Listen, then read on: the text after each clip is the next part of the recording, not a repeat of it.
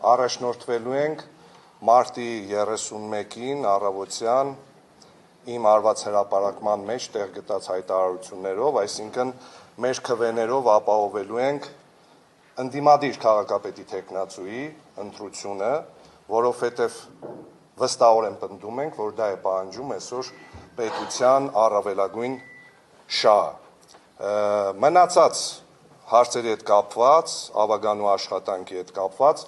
մենք ունենք մեր ծրագրերը, մեր առաջարկությունները,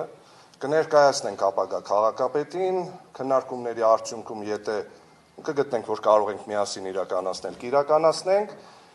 եթե ոչ հոգ չէ, մենք կշարունակենք մեր աշխատանքը ավագանիում, արդեն մեր աչքի առաջ ունենալով քաղաքի առավելագույն շահը եւ ներկայացված նախաձեռնություններին